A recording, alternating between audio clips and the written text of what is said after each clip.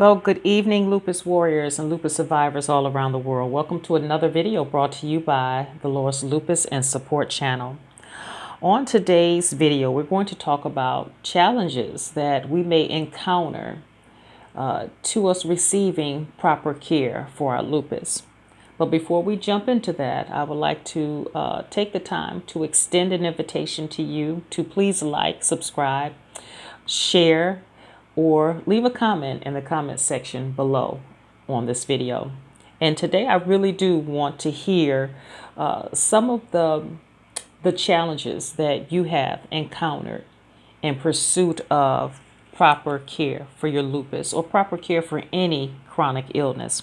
And so on today, I have 4 that I have come up with and that I have experienced or heard from other lupus warriors that they've encountered when seeking proper care. Again, welcome to the channel, and I'm so glad that you decided to join me, even if you're watching the replay a few days later. I'm so happy that you decided to join me. And so I hope this video finds you all doing well, having a great weekend.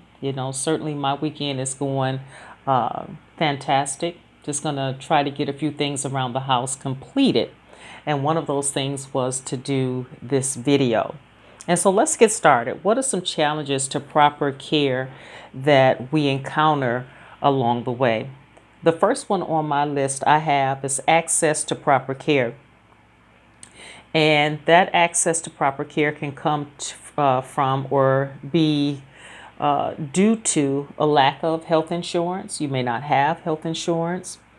You may have insufficient health insurance, which means that, you try to schedule an appointment and the doctor tells you we don't accept that type of health insurance. Another one that falls under this heading is long wait periods for a referral to a specialist.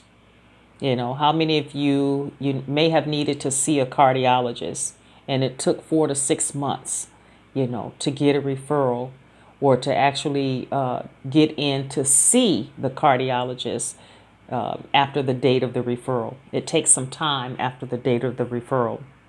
Another thing that I have listed here, another item that I have listed here is you're unfamiliar with the available resources in your area to help cover certain medical costs when it comes to lupus. Get familiar with the resources that are available in your state, in your city, in your location, because one other reason for access or lack of access to proper health care is that we don't reach out to go and see a doctor due to fear of how much it's going to cost us out of pocket. If we make this appointment, how much will we have to pay? Is this going to add to the ever-growing astronomical costs that I'm incurring for treatment of my lupus? Is this going to add to the pile of medical bills that I already have at home, in my drawer? And so this can lead to challenges to proper care for your lupus. Number 2 on the list that I have is error in diagnosis. And what do I mean by that? It means that you were diagnosed with, one illness when in actuality it was something else. And that happens a lot. Mistakes and errors happen, when it comes to diagnosing lupus. Also, the length of time that it takes in order to receive an accurate diagnosis. You may wait anywhere from a year to 6 years to receive an actual diagnosis of lupus. And it's, due to, lupus can be very tricky. You can have symptoms that show up today and they may not show up for another 6 months. And, the blood work and all of the testing and everything and retesting, it may take time to arrive at an accurate diagnosis. So that's another challenge to receiving proper care for your lupus. Number 3 is the doctor dismissing your symptoms or your chief complaints. Many of us have had this to happen where the doctor may tell us that it's all in your head, or they may not take your symptoms serious, or they may consider you psychosomatic, which means that, every little ache, every little thing, this patient believes that, she has some sort of a major illness with every little irritation or whatever. But we know our bodies. And when something is not right and we're not getting the answers that we want or the treatment that we deserve, then we have a right to get a second opinion. Another thing that I have on my list is that, the doctors may tell you, well, I don't think that you have lupus, without running proper tests, without further investigation of your signs and symptoms.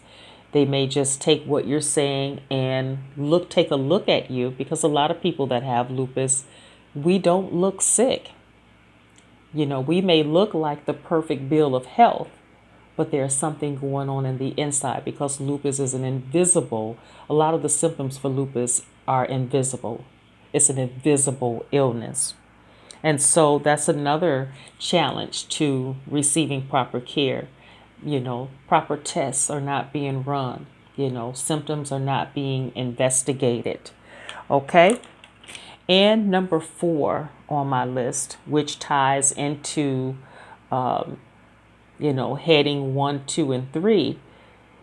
If you've experienced, 1 through 3, then number 4 is going to lead to a lack of trust in your medical professionals. And so it happens if your symptoms are not being taken serious, if you're misdiagnosed, if you're being told that it's all in your head, if you're looking for help and you're not receiving the accurate tests to give you a proper diagnosis, and you're being told, well, I don't think you have this can lead to, a lack of trust in your medical professionals.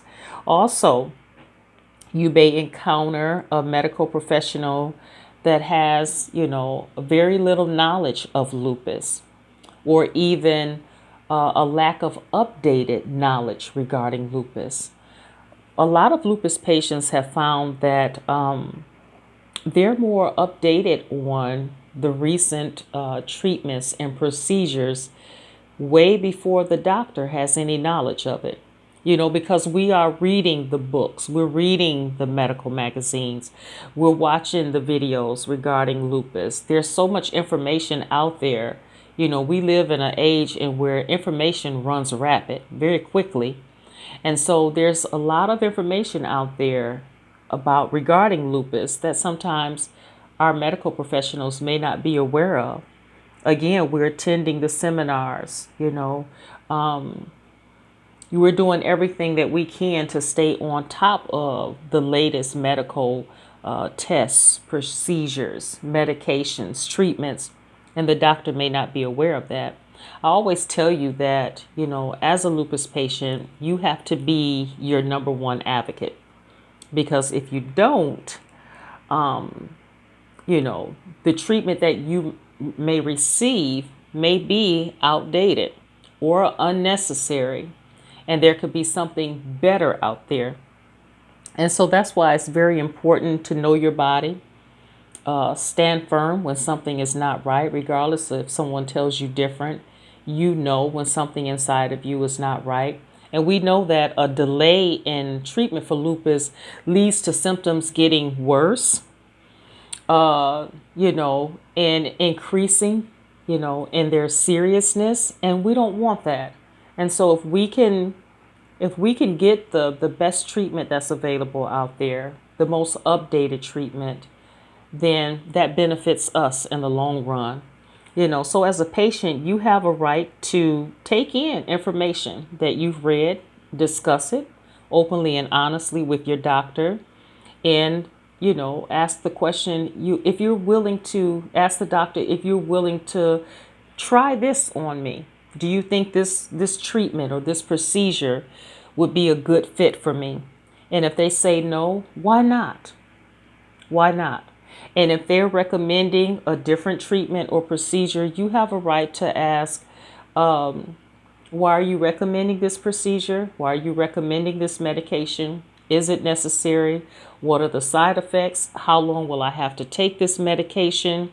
How will it impact, my day-to-day life? How will it interact with other medications that I'm taking? All of these are very pertinent questions that you have a right to ask and to receive answers for. But it doesn't hurt. I think a lot of physicians are open to updated information if they're not aware of it, updated treatments, updated procedures, but you just have to take that initiative to discuss that with them and say, hey, I would like to try this. Can I try this procedure, or can I try this medication or treatment instead of this one? You know,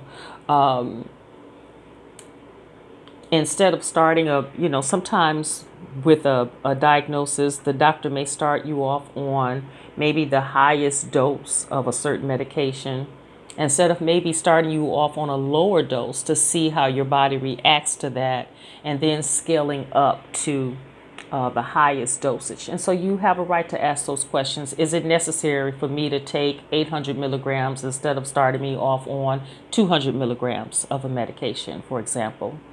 You have every right to have those questions answered. And so that's all that I have for now. I think that I covered everything. These are my four challenges that you may encounter when seeking proper treatment for your lupus or seeking proper treatment for any type of a chronic illness. And so I'm going to wrap the video up at this time. As I always say, there is life after lupus, and that God loves you with all of his heart. And he has a plan and a purpose that involves you showing up for you. And not only does he have a plan and a purpose for you, but he also has a destiny for your life. But he needs you to show up as you. And so I want you guys to stay safe, have a great weekend. Stay encouraged, stay blessed, stay strong, and I'll make sure to talk to you real soon on the next video. Bye for now, my friends.